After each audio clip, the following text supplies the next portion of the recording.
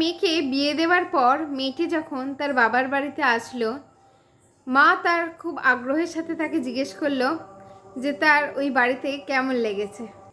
মেয়ে তখন তাকে জবাবে বলল, ওই বাড়ির মানুষগুলো কেমন যেন মা, আমার ওই বাড়ির মানুষগুলো, পরিবেশগুলো কিছুই ভালো লাগে না। মেয়ের ভেতরে এক ধরনের একদম একটা হতাশা তার মা দেখতে পেল। দেখতে দেখতে বেশ কিছুদিন কেটে গেল এবং তার মেয়ের বাড়ি ফিরে যাওয়ার সময়ও হয়ে গেল। ঠিক বাড়ি ফিরে যাওয়ার আগে আগে তার মা একদিন তাকে নিয়ে রান্নাঘরে গেল। রান্নাঘরে এক হাঁড়িতে জল গরম বসালো। এক সময় সেই জল ফুটে উঠতে থাকলো। তখন সেই হাঁড়িতে তার মা গাজর, ডিম আর কিছু কফির বিন দিল। বেশ কিছুক্ষণ পর তার মা সেই গ্যাসটি বন্ধ করে দিল আর ওই গাজর, ডিম আর কফির বিনটি একটি বাটিতে তুলে রাখলো। এবার তিনি তার মেয়েকে উদ্দেশ্য করে বললেন, বলো তো তুমি এখান থেকে কি বুঝতে পারলে? মেয়ে তো খুব বিস্ময়ের সাথে বললেন, আমি তো শুধু দেখলাম যে তুমি গাজর, ডিম আর কফির বিন সেদ্ধ করলে খালি। তখন তার মা তাকে বলল যে হ্যাঁ, তুমি ঠিকই দেখেছো, আমি এই 3টে জিনিসই সিদ্ধ করেছি, কিন্তু তার সাথে আমি আরও যা করেছি তা কি তুমি দেখেছো? মেয়ে তো তখন বলল, না, সেটা তো আমি দেখিনি। মা তখন তাকে বলল, গাজর বেশ শক্ত ধরনের, ডিম আবার খুব হালকা, আর কফির বিনও কিন্তু বেশ শক্ত।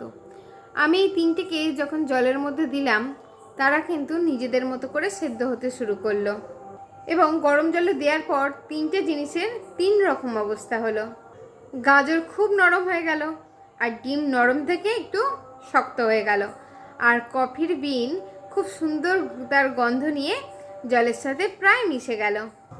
এবার তার মা তার দৃষ্টি অন্যদিকে নিয়ে যেন অনেক দূরে চলে যেতে চাইলেন, অতীতে। তারপর আবার বাস্তবে ফিরে এসে মেয়ের দিকে তাকিয়ে তিনি বললেন, এবার এখন আমি তোমাকে যে কথাগুলো বলবো, আমার মাও ঠিক আমাকে এই কথাগুলোই বলেছিলেন। জানি না তোমার এই কথাগুলো ঠিক কতটা উপকারে আসবে, কিন্তু এই কথাগুলো কিন্তু আমার জীবনকে অনেক প্রভাবিত করেছিল।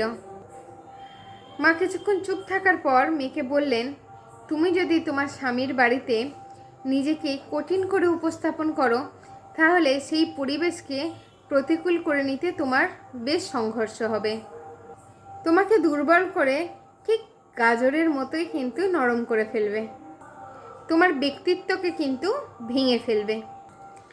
কিন্তু তুমি যদি নিজেকে নরম, ভঙ্গুর করে উপস্থাপন করো, তবে প্রতিকূল পরিবেশ কিন্তু তোমাকে কবজা করে ফেলবে। আঘাতের পর আঘাত এসে একসময় তোমাকে কঠিন করে তুলবে, ঠিক ডিমের মতো। কিন্তু তুমি যদি তোমার ভালোবাসা দিয়ে তোমাকে সেই পরিবেশের সাথে প্রতিকূলভাবে মিশিয়ে নিতে পারো, তবে কিন্তু একটি সুন্দর পরিবেশ হয়ে উঠবে।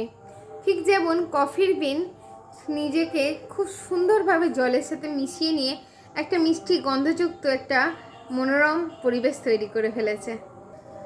এসব শোনার পর পরের দিন মেয়েটি যখন তার শ্বশুর বাড়িতে যাচ্ছিল, তখন তার মধ্যে একটা শান্ত মনোভাব এবং একটি দৃঢ় প্রত্যয় প্রকাশ পাচ্ছিল। আমাদের চারপাশের প্রতিকূল পরিস্থিতি সবসময় অনুকূল থাকবে না, তাই বলে নিজেকে পরিস্থিতির কাবু না করে ধৈর্য, ভালোবাসা, সহমর্মিতা নিয়ে পরিস্থিতিকে কাবু করতে হবে। সুখ কিন্তু সবসময় নিজেকেই তৈরি করে নিতে হয়। তো আমার আজকের গল্পটি কেমন লাগলো অবশ্যই কিন্তু তোমরা কমেন্ট করে জানাবে। খুব তাড়াতাড়ি আসবো আরও একটি নতুন ভালো গল্প নিয়ে। সকলে ভালো থাকবে, সুস্থ থাকবে, সাবধানে থাকবে। খুব তাড়াতাড়ি দেখা হবে। টাটা, শুভরাত্রি।